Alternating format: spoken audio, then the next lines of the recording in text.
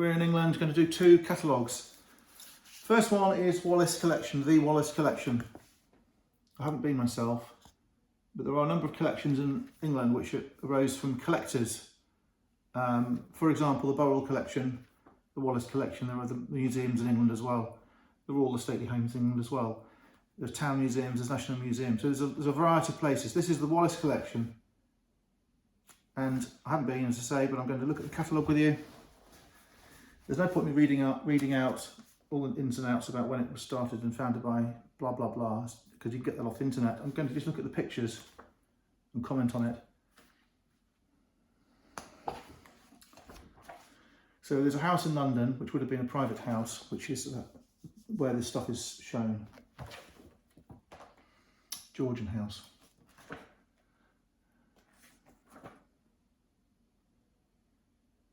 So there's a picture of the Marquis of Hertford, who was the person who started it, and the development of the house in London.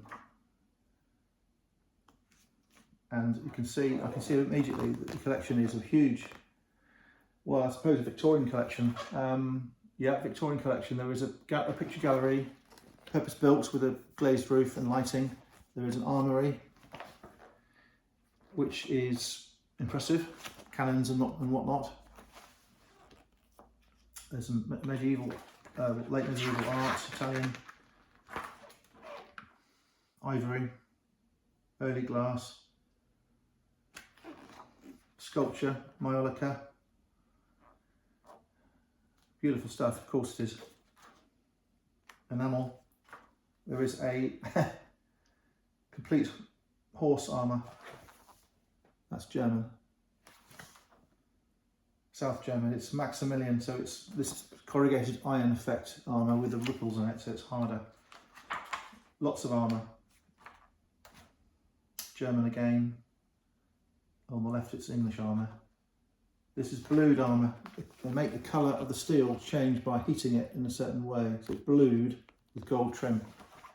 And it says it's composite armour. That means it's not a proper set, it means it's made up of bits and bobs. That relates really more to the horse armour. It might be that man armour is the original, all the same set, but it's called composite because it's made up of bits and bobs from different suits. That will be a dress armour, and the owner probably would have had a plain set for fighting in, possibly.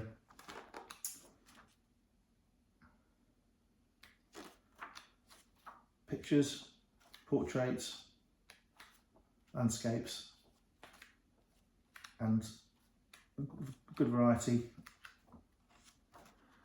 The Laughing Cavalier, Franz Hals, that's a famous picture.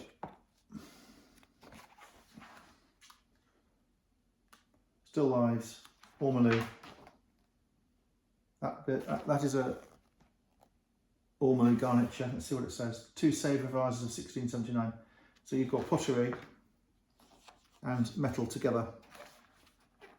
Sèvres is not always, but quite often, dark blue and gold.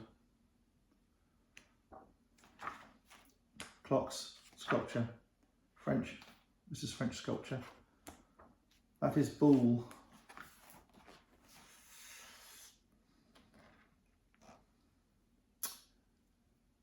The bull has 2 sides. It has you have a sort of bit where the hole is for the bull, the tortoiseshell, and then you have the reverse. And you can get 2 bits of bull out of 1 sheet of brass, if you see what I mean. André Charles Bull, 1642 to 1732. It's made of dead tortoises and brass. That's what it's made of. Turtle shell. Okay, so the Wallace collection is obviously very impressive. This is a commode with, again, ormolu on kingwood. Oak and kingwood. A lot of metal in relation to the wood there. Okay, so good pictures, of course they are. Porcelain, Sèvres, Vincennes, Sèvres. Clocks galore. Vernet, yeah, Claude Joseph Vernet.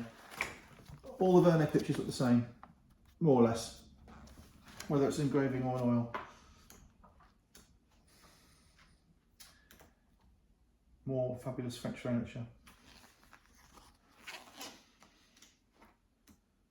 Okay, next one.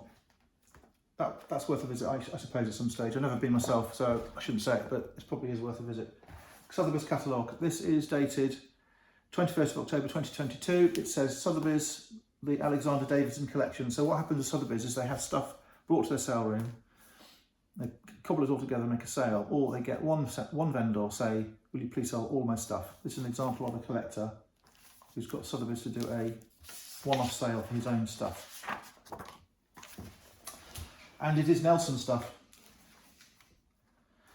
Nelson is called Admiral Nelson, he's called Lord Nelson, he's called Nelson Bronte. Bronte is a town in, I think it's in Sicily, where the aristocracy in Sicily gave Nelson an estate, which the family kept until quite recently, 20, 30 years ago. And I think the town was called Bronte, so he used to call himself, sign himself later on, Nelson Bronte. The locals in Sicily did not like the English family owning the house, and they made it very clear to the English family they were not welcome there down the line, second, third generations. And I seem to recall reading that the Sicilians asked the English family to sell it. Not indirectly asked them to sell it, but that was the sort of thrust of it, so they did sell it. Okay. Nelson. Very nicely printed catalogue. It's a hardback catalogue, and it lists all the things to be sold. I think it does. There's a lot of waffle in here to make the stuff sell better, and a lot of background information. Glassware, flintlocks, porcelain, wonderful guns, boxes, jewellery.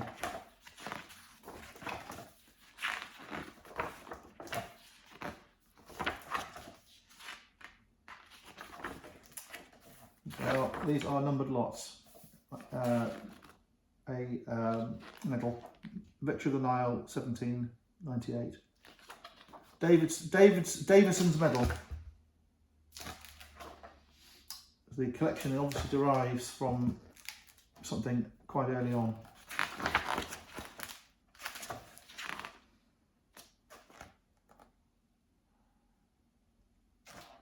That's Matthew Bolton. He was a metal worker. I don't know why he's in the book. Okay. These are lot numbers 8, 9, 11 flintlock. Fleet Street gunmaker. This is a 4-barreled flintlock which fires at once. It's a 4-shot volley pistol of duck's foot type by Mortimer, Fleet Street. There are no estimates in this catalogue. A pommel of a sword, a handle of a sword with some sort of relic in it, or a precious stone. A blued sword, that is to do with the Egyptian campaign. Blued metal again, and gold, with scabbard. Daggers, it's possibly a suite of weapons. Manuscripts. Engravings. Books. Pottery. All showing trophies of the fighting.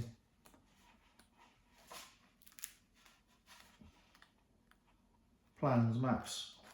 Pottery again.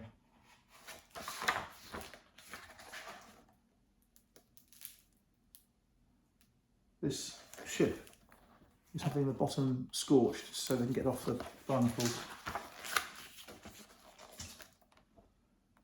Okay, so great catalogue, not worth a lot of money, there's a lot of them around actually, but for someone into Nelson this is a really important item. There's stuff about Trafalgar, guns, this is all the equipment that comes with guns. You get, with a gun you get things like the moulds for making the shot, the rods for cleaning the barrel, the oil, spare bits and pieces. And the collectors like a label, they like a box, they like all the insides like that with bays.